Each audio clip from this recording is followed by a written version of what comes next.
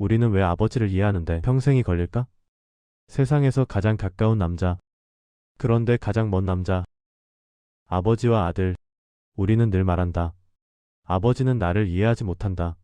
아들은 나를 존중하지 않는다. 그리고 우리는 그렇게 서로의 인생을 스치듯 지나가 버린다. 오늘 이야기는 어느 한 가족의 특별한 이야기가 아니다.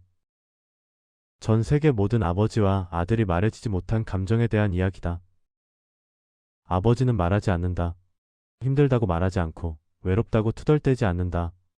대신 묵묵히 일하고 말없이 술잔을 비우고 말없이 등을 보인다. 아들은 말한다. 답답하다고 억울하다고. 왜 나를 믿지 않느냐고. 아버지는 현재를 버티는 사람이고 아들은 미래를 갈망하는 사람이다. 그래서 늘 엇갈린다. 아버지는 먹고 사는 게 얼마나 힘든지 알아. 라고 말하고 아들은 나는 왜 내가 원하는 삶을 못 살죠. 라고 소리친다. 둘 다 틀리지 않다. 그저 다른 시간 위에 서 있을 뿐이다. 아버지는 잘 묻지 않는다. 학교는 어땠냐? 요즘 무슨 생각하냐? 대신 묻는다. 밥은 먹었냐? 돈은 있냐? 사랑을 묻지 않고 생활을 묻는 남자. 그게 아버지다. 아들은 생각한다. 나는 돈이 아니라 내 인생을 물어봤으면 좋겠는데 하지만 아버지는 사랑을 말로 배운 적이 없다. 아버지는 사랑을 노동으로 배웠고 책임으로 배웠고 한숨으로 배웠다. 그래서 아버지는 사랑할수록 말수가 줄고 걱정할수록 화가 난다. 아들은 세상에서 가장 싫은 모습을 결국 아버지에게서 발견한다.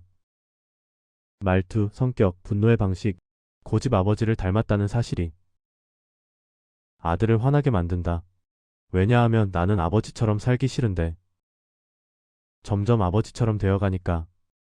그리고 아버지는 아들에게서 자신의 젊은 시절을 본다. 꿈 많았던 그때 지독하게 가난했던 그 시절 도망치고 싶던 자신. 그래서 더 엄격해지고 괜히 혹독해진다. 사랑하기 때문에 미안해서. 자기 인생이 실패한 것 같아서. 아들은 세상 사람들에게는 다 말한다. 연인에게, 친구에게, 동료에게. 그런데 아버지에게는 말하지 않는다. 왜일까? 어울리지 않는 존재 같아서.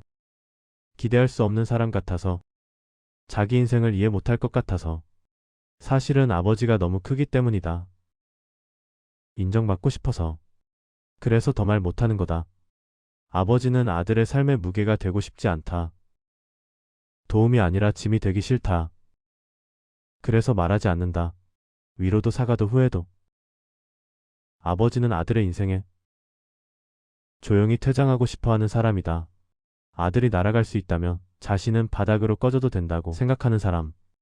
그게 아버지다. 아버지와 아들의 다툼은 분노가 아니다. 기대다, 사랑이다, 실망이다. 말 못한 후회다. 아버지는 아들에게 인생을 맡기고 싶어하고 아들은 자기 인생을 스스로 살고 싶어한다. 그래서 부딪힌다. 등을 부딪히고 목소리를 부딪히고 자존심을 부딪힌다. 하지만 포기하지 않는 싸움은 사랑이다. 어느 순간 아들은 깨닫는다. 아버지도 누군가의 아들이었다는 걸. 아버지도 처음부터 아버지가 아니었다는 걸. 아버지도 30살에는 두려워했고 40살에는 흔들렸고 50살에는 무너졌다는 걸. 그리고 아주 늦게 아들은 알게 된다. 아버지도 처음 아들을 품에 안았을 때 울었다는 걸. 말없이 울었다는 걸. 오늘 아버지에게 전화를 해보자. 그리고 묻자. 아버지 요즘 무슨 생각하세요? 바로 대답 안 해도 된다. 어색해도 된다. 그 침묵도 부자의 대화다. 아버지는 말할 것이다. 별일 없다. 그 말은 사실 이런 뜻이다. 나는 내가 잘 있으면 된다. 아버지와 아들은 언젠가 서로 이해한다. 대신 너무 늦게 말보다 침묵으로 후회라는 언어로. 지금 아직 살아있는 아버지가 있다면 기회가 있는 거다.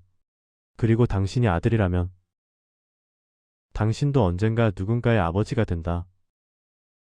그때 비로소 알게 될 것이다. 아버지는 완벽한 사람이 아니라 부족한 채로 사랑하는 법을 배운 남자였다는 걸.